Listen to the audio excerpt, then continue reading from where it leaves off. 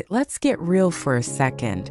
Have you ever wondered why, no matter how much money you make, it seems to disappear before you even have a chance to enjoy it?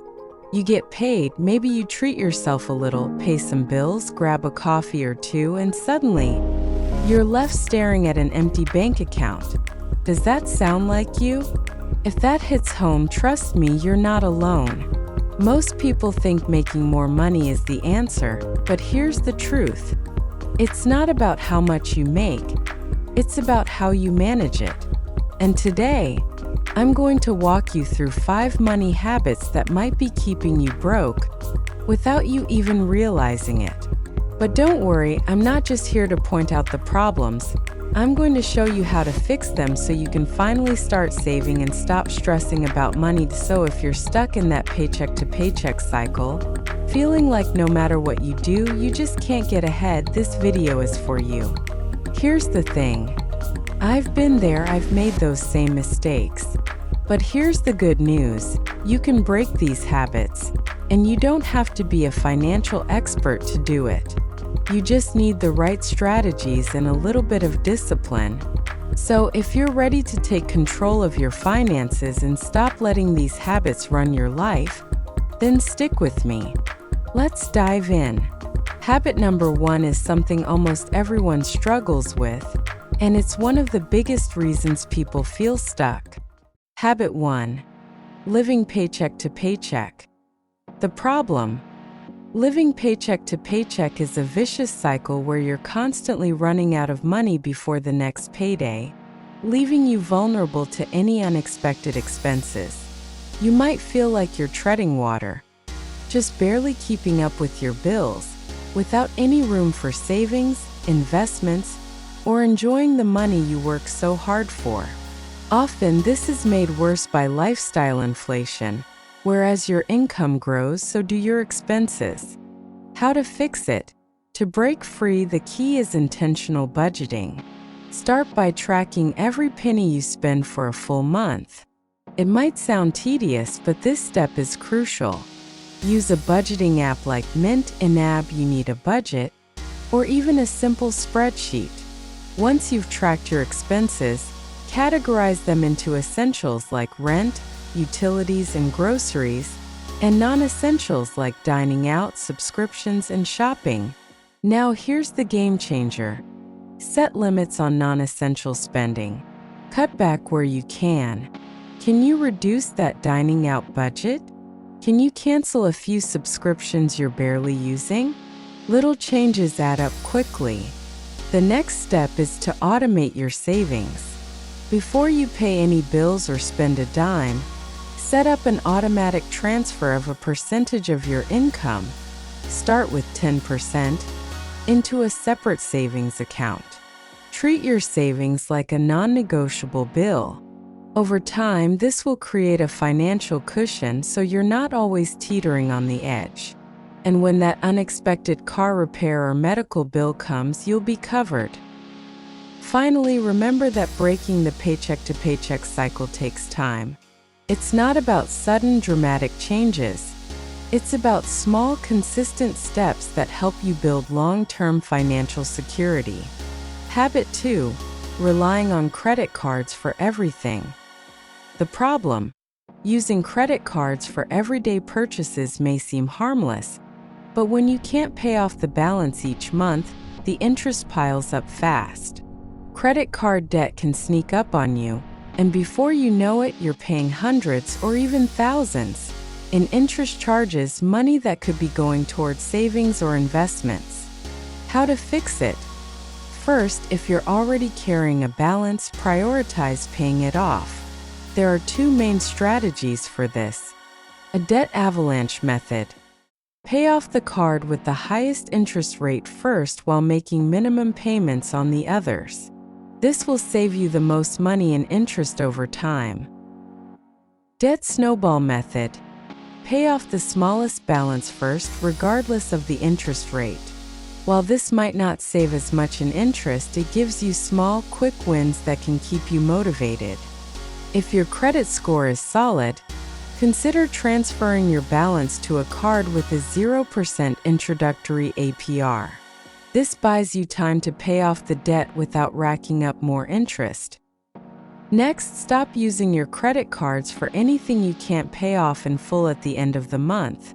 Consider switching to a debit card or cash for everyday spending. This will force you to only spend what you actually have, rather than what you can pay for later. Finally, build an emergency fund. Often, people rely on credit cards because they don't have a financial safety net. Aim to save at least 3 to 6 months' worth of expenses, so you're not turning to credit for emergencies. Habit 3. Impulse buying. The problem. Impulse buying is driven by emotions, whether it's stress, boredom, or even excitement. The problem is, these small, unplanned purchases add up quickly and can quietly drain your bank account. You might be making progress toward your financial goals, but impulse spending often derails that progress without you even realizing it. How to fix it? The key to stopping impulse buying is self-awareness. Ask yourself, when are you most likely to make these purchases? Are you stress shopping after a tough day at work? Do you splurge when you're bored or scrolling through social media? Here's a strategy to help. Create a 24-hour rule. Before making any non-essential purchase, wait 24 hours. This cooling off period gives you time to evaluate whether you really need or want the item, or if it was just a spur-of-the-moment desire. Most of the time, that impulse will pass and you'll save money. Also, unsubscribe from marketing emails and remove shopping apps from your phone. Companies are masters at getting you to buy with flash sales, limited time offers, and last chance promotions. Out of sight, out of mind. Lastly, give yourself a spending allowance. Set aside a small, specific amount of money each month that you're allowed to spend guilt-free on whatever you want. This satisfies the urge to splurge without derailing your financial goals. If you're finding these tips useful so far, let me know by giving this video a like. It helps other people like you discover these mortgage hacks. And feel free to share this video with anyone who's looking to pay off their mortgage faster. Habit 4. Not having a plan for your money. The problem. Not having a financial plan is like getting in your car and driving without a destination. You might end up somewhere, but it probably won't be where you want to go. Without clear financial goals, it's easy to spend money without thinking about the long-term consequences, and you miss out on opportunities to grow your wealth. How to fix it? You don't need to be a financial expert to create a solid plan. Start by setting SMART goals, goals that are specific, measurable, achievable, relevant, and time-bound. For example, instead of saying, "I want to save more," say, "I want to save $5,000 for a down payment by December 2025. Break your goals down into smaller, actionable steps. If your goal is to save $5,000 in 2 years, that's about $208 per month. Setting smaller, achievable milestones makes big goals feel less overwhelming and more realistic. Automate your savings. Whether it's for retirement, an emergency fund, or a vacation, set up automatic transfers into separate accounts so you're consistently making progress. Finally, review and adjust your plan regularly. Life changes, and so should your financial plan. Whether you get a raise, experience a financial setback, or decide to prioritize a new goal, make sure your plan evolves with you. Habit 5. Not investing your money. The problem. One of the biggest mistakes people make is thinking that saving alone is enough.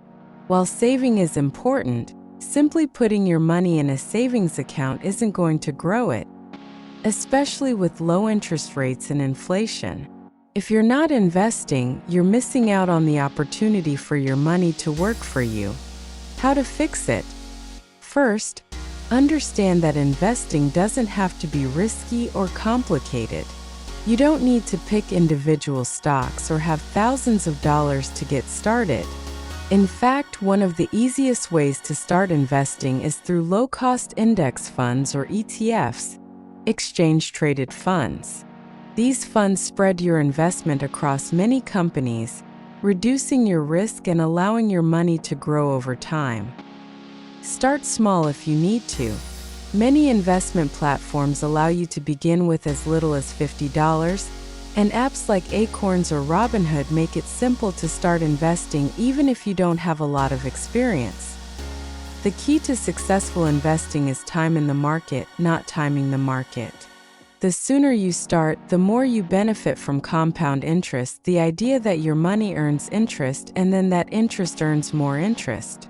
Even small, consistent contributions can lead to significant growth over time. Consider setting up automatic contributions to your investment accounts, just like you do with savings. And remember, investing is a long-term game. Don't panic if the market dips.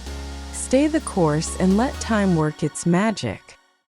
So, there you have it, 5 money habits that might be keeping you stuck and, more importantly, how to break free from them. Remember, building good financial habits doesn't happen overnight, and you don't need to be perfect. What matters is progress. Every small step you take today, whether it's creating a budget, paying off a bit of debt, or investing even a small amount, brings you closer to financial freedom. It's important to remind yourself that money management is a journey. There will be ups and downs, and that's okay. The key is staying consistent and committed. Over time, you'll notice that you have more control over your money and less stress when it comes to your financial future. So, if you've made it this far, congratulations, you've already taken the first step by recognizing these habits and committing to change. Now it's time to put what you've learned into action. And remember, it's not about being perfect. It's about making better choices day by day. You can do this. Whether it's setting aside a small amount of savings each month or resisting impulse buys, these small actions will add up over time. And before you know it, you'll be building the kind of financial security that gives you the freedom to live life on your terms. Thanks so much for watching. If you found this helpful, be sure to give this video a thumbs up and subscribe for more tips on taking control of your finances. And as always, feel free to drop a comment below if you have any questions, or if there's a topic you'd like to hear more about. Take care, and here's to your financial freedom.